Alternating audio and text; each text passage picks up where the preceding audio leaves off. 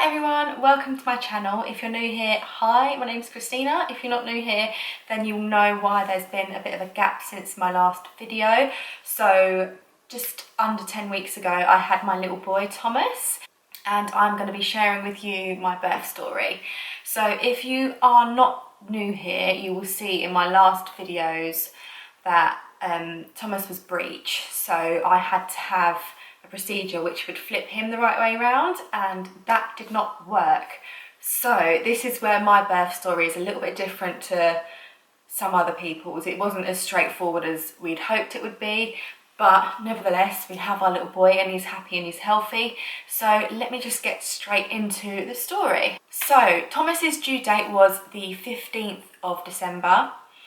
On the 2nd of December, which was the Monday, we went into hospital and attempted to flip him the right way around. So he was head up, he should be head down, but he was head up. So we tried 3 times to try and flip him to the right way around. There is a separate video on that and I will link it down below if you want to know what happened with that. I'll go into more in-depth detail on what actually happened, but long story short, that didn't work. Once we knew that it wasn't going to be a natural birth and it would be a C-section, we arranged for Thomas to be delivered by C-section on the 10th of December, which would have actually been my birthday. So that would have been, so on the 2nd was the Monday, and it would have been the following Wednesday that I would have had Thomas. No, I lied. It would have been the following Tuesday that we would have had Thomas. But unfortunately for me, Thomas decided to make an early appearance. So on the 7th, which was the Saturday, Anthony Joshua was having a fight with someone on telly. We had George's my brother-in-law and my father-in-law over to watch the fight, and while we were watching that, I don't know if it was because it was quite noisy or I don't know, like maybe the ECV had some sort of influence in him coming early, but I started to feel a little bit like I was getting a bit of back pain, and I got my pregnancy ball out and I started rolling around on it just to kind of like, I don't know, I just thought it was just normal pains.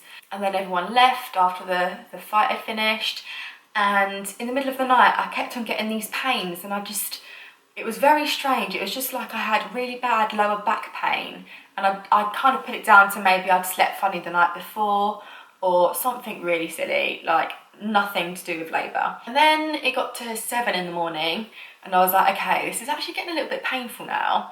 And I got up and I went downstairs and I left my husband George in bed. I didn't actually mention any of this to him because I just didn't want to worry him unnecessarily.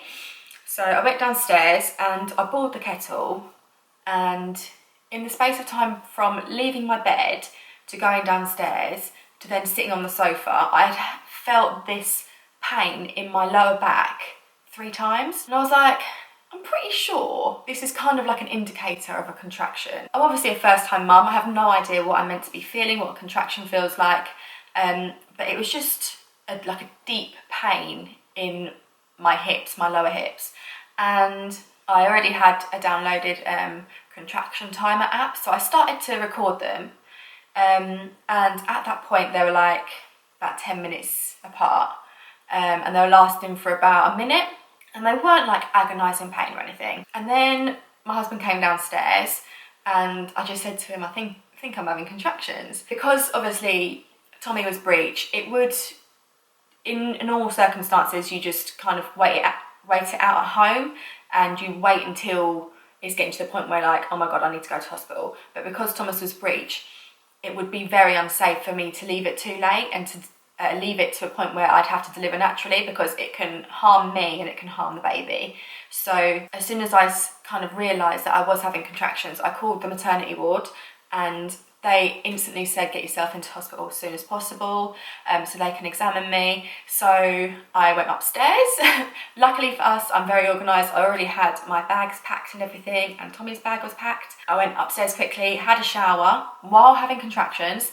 I then sat over there, I did my makeup, I curled my hair. Honestly, I don't know what came over me. I was just like, I'm not going into hospital looking like crap. I want to at least try and make myself look a little bit presentable, just in case this is going to happen. And I want some nice pictures, you know, you never get to take these pictures again. So I'll actually insert a picture of what I look like on the way to hospital. I was smiling in a selfie to one of my friends just to say I'm on my way to hospital to have a baby. But yeah, got in the car, went to hospital, very surreal, thinking you're leaving your house, just the two of you, and you could potentially be coming back and there'd be another person there. So yeah, we got to hospital. Luckily that day there was quite a lot of parking. I don't know about you guys, but parking at hospitals in England is an absolute joke. Not only does it cost so much to park there, but there's never a space. Even if you're in labour, like there's nowhere for you to park. Yeah, we parked up, got in, sat down on a bed, and everyone already knew what the situation was, that he was breech. They got a scanner over to me. They scanned the bump just to see if he had moved, just in case they were hoping that he would have already moved to head down so that I could potentially deliver naturally, but unfortunately not. No, he was stuck in head up position, bum down. So they then scheduled me in for a C-section. Annoyingly, there was another woman who came in about 10 minutes before me, who was exactly the same as me. So she was breech and she was having an emergency C-section because it was breech. But because she got in before me, it meant that she got to deliver before me. So that then meant that I had to wait longer, which is completely fair enough, but it meant that I experienced labour, which I didn't think I would have to do. So if you think about it, like you've had an ECV, you've been told you're going to have a C-section next week. So you're thinking, okay, it's going to be scheduled, it's before my due date. That means I won't experience actual labour. I won't feel the contractions, I won't feel any pain. It's literally just going to be a needle, slice me open, pull him out. But that did not happen.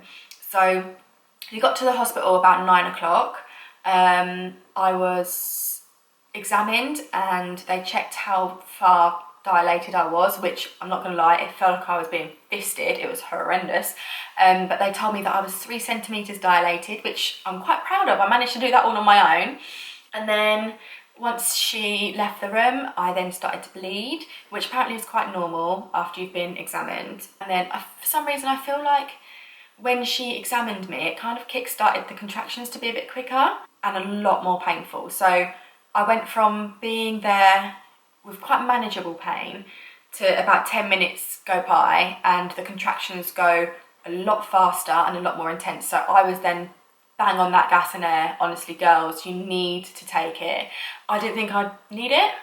I thought I'd be able to just be a hard man and just deal with the pain, but no, you definitely should take advantage of that. I was high as a kite. It was brilliant. It's hard for me to remember because I was high as a kite. Like everything that I'm listing here is mainly what George, my husband, has told me happened, but I've got brief memories of bits and bobs. So I go from one room which has got other beds in it, so other people could potentially hear me or see me like having contractions. So then all of a sudden I'm in another room and I've already got my clothes off and I'm wearing a gown. I don't remember getting changed or anything, and I think that is down to the gas and air. So I was just high. I got George, I said to George before we go, if I do go into labour and I experience any pain, can you just record it just so that I know what I look like and what I sound like, because I find that sort of thing quite funny. So I got into this private room and yeah, they intensified. So I'll insert the clip of me having a contraction right now. Pre-warning, it is quite disturbing, distressing, I don't know what you want to call it, but yeah, they were painful.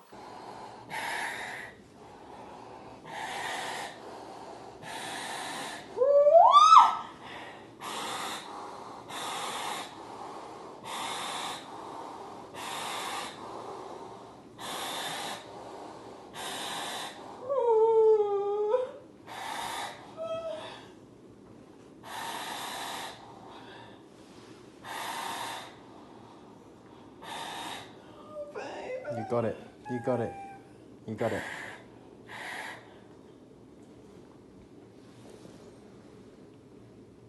Is it stopped?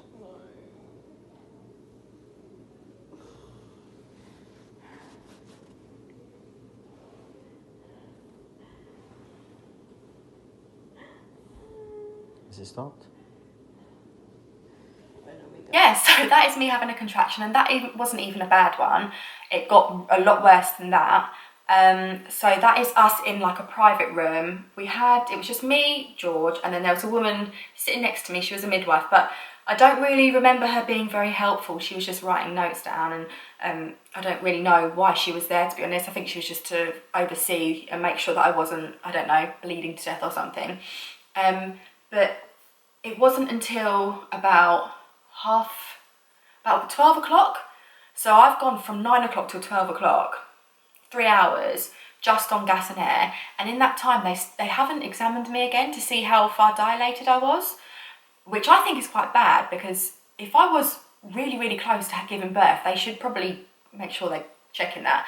But I actually think I was probably about 6 or 7 centimetres dilated at that point, because honestly, it was ridiculously painful. I remember at one point, the feeling that I had in these contractions was, so you've got your fanny and you've got your bum, and the bit in the middle of that, it felt like there was like a watermelon, and it was just so heavy and it was just pulling down. That's what I can kind of explain what it feels like. It just feels like there's a massive weight and it's going to rip through you. And apparently I just kept going, it's in my bum, it's in my bum. You know, high as a kite, don't know what I'm saying. So apparently that was what was coming out of my mouth every now and then. So then it got to 12 o'clock after having all of these contractions. A woman came in and said, a lady called Joyce will be coming to collect you and they'll give you a spinal. So as soon as I heard that the lady's name was Joyce, I was saying and screaming her name every time I had a contraction. They offered to give me a wheelchair, so they would wheel me from the room to the surgery, but in my head I thought that's going to take too long to get this wheelchair, so I said no, I'll walk, I'll run. Bearing in mind, walking from that room to the surgery, I wouldn't have gas and air. Walking from that room to the surgery with no gas and air, I had 3 contractions. I honestly didn't think gas and air was doing that much until that point. Gas and air really does help. I can't stress that enough. Having a contraction without gas and air was absolutely bloody horrendous. I wouldn't wish it on anyone. So then I got into this room. It was so weird. It was just like a normal room. Didn't seem like it was a surgery at all. It was just a bed in the middle with some lights on the ceiling, and there was like 11 or 12 people in the room. So I then sit up on this bed. I've got George in front of me, and they take off the back part of my gown, and I'm having another contraction, and they say, let me know when you've stopped having the contraction so we can put the needle in you. I was really terrified of the needle when I thought that I was going to have a planned C-section, because that would have been the only pain that I would have felt. But now that I'm having these contractions, I was begging for this needle. I could not wait. So apparently George saw the size needle, it was like that big. First needle numbs the second needle, so you don't feel it. So the second needle went in, then all of my body started to go numb. Give me just a second, I'm gonna go and get him because he started crying, hold on. Sorry about that, here he is, having a little grizzle. So yeah, I had the needle in my back, and then all of my body started going. Anyway, so I had the needle in my back and all of my body started going numb. So they told me to lay down on my back, which I did. And they kind of put like a frame over the front of my legs. But above me, I could see there was this light, but the light wasn't turned on. So I could kind of see the reflection of my downstairs region, let's just say that. Didn't have any knickers on. Don't know when they got taken off. Oh, whoa, whoa, whoa. At the same time as having my catheter fitted, which is the tube which goes up your urethra to stop you weeing. It helps you basically get rid of your wee while you can't go to the toilet yourself. I had a woman with a cold spray. She was going down each part of my side saying, can you feel this, can you feel this, can you feel this? And I'm guessing that basically meant, as soon as I said I can't feel it all, you can cut me open. Right, I'm back. Let's feed this little monkey. Right. Oh, it's not that dramatic, is it, mate? Come on. So it wasn't until 20 minutes later, after the woman was spraying me on the side, that he was delivered. So he was delivered at 38 minutes past 12 on the 8th of December. They had the radio playing, and it was George Michael's Last Christmas, wasn't it? And George was next to me at the time. One of the doctors came over and grabbed him, said he's here, do you want to come and meet him? We didn't hear him cry, so we didn't know he was actually born. Long story short, but because he was breech, his head was delivered last, which meant that there was a bit of an issue with his breathing, first of all. So I had to give him a bit of a rub on his chest and on his tummy before he started crying. George went over and met him. He came back and had tears in his eyes. That's the first time I've ever seen him cry, which is lovely. I said to him, how is he? And he said he's so pretty, but he hasn't got any hair.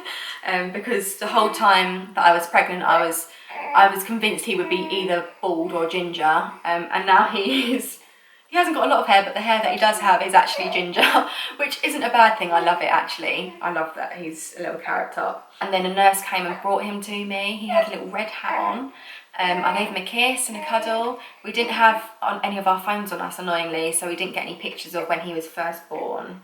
But from that moment until we got into another room, I was being stitched up and sorted out myself. I don't remember any of this. I don't remember how I got from one room to another, but the next minute I know I'm in another room. I've got these machines on both of my legs. So you know when you get your blood pressure taken on your arm, it tightens and it loosens. I had one on each of my legs and they were basically tightening and loosening over and over again. Very weird feeling, but I'm guessing it's to get your blood circulation going after being numb. Then had cuddles with him, first proper cuddles, and I'd messaged my mum, asked her to come to hospital. At this point, she didn't even know I was in labour, so I only told 2 people that I was having contractions. I didn't really want to worry anyone because it was quite a concern for me already as it is, because of the whole fact that he was breech and it was a C-section, not a delivery birth, a natural delivery. So I messaged my mum and I said for her to come and meet him. Next minute I know she's there. Yeah, and then, so that was on the Sunday. He had to have antibiotics in his hand because he was a low birth weight. He was 5 pounds 6 and his blood sugars were quite low as well, so he had antibiotics for a couple of days. So I did spend my birthday in hospital, unfortunately, but he is completely worth it. And then we were home by the Wednesday, and that is my birth story. So I hope you enjoyed it.